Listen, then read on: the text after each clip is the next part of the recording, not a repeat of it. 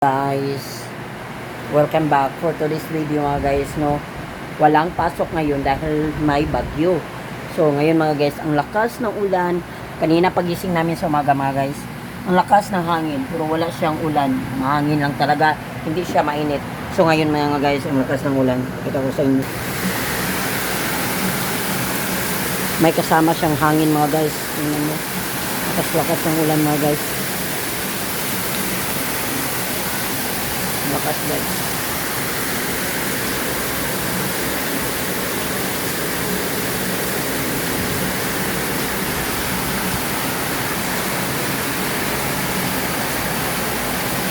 Ay, sa kalakas mga guys. Sobrang lakas mga guys. At saka may mga bata din naliligo.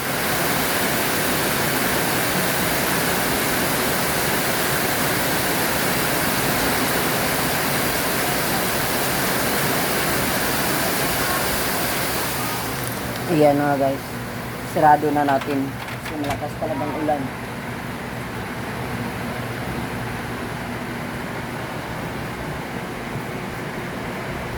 Sarap mag-inom ng mainit kapag malakas ang ulan guys. Mag-ingat tayong lahat, no?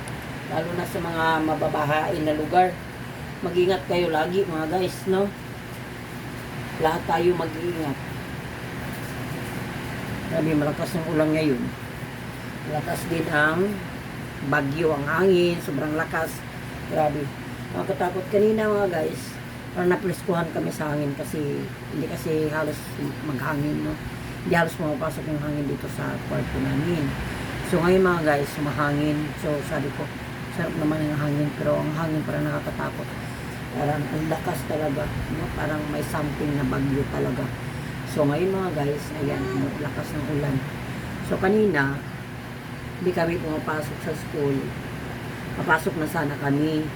Kasi hindi naman umuulan. So parang hindi ako maniwala na walang pasok. Pero sobrang lakas ng ulan. So yung may nag-alert na walang pasok. So wala namang nagko-comment. So pumunta ka sana kami sa school, no? Yung time na nagsabi na walang pasok ngayon. So sinachat ko muna yung teacher namin. Napapala mo na ako kung wala bang pasok, no? So sabi ng teacher, wala. So masaya din ako kasi walang pasok.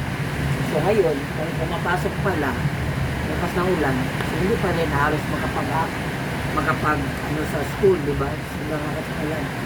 So dapat talaga tayong mag-ingat lahat mga guys, no? Mag-ingat tayo lahat sa mga babahain na lugar, sa mga sobrang mababa yung mga bahay nila. No, lagi kayong mag-iingat. O tingnan nyo lagi kung tumaas ba yung tubig, no? Sobrang parang natruma ako mga guys kapag malakas yung ulan kasi dito sa bago namin inupahan, marinig talaga namin yung ulan, sobrang malakas talaga. So takot talaga ako.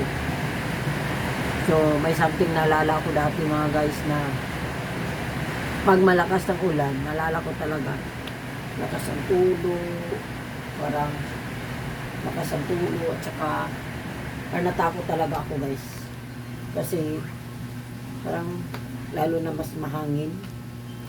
Natruma ako dun sa amin guys kapag malakas ang ulan, ayun, lakas namin ng tulo, tsaka yung mga punong niyog, puno ng niyog, puno ng kahoy, yung mga ganyan na pumba, takot-takot. Kaya mag-ingat tayong lahat.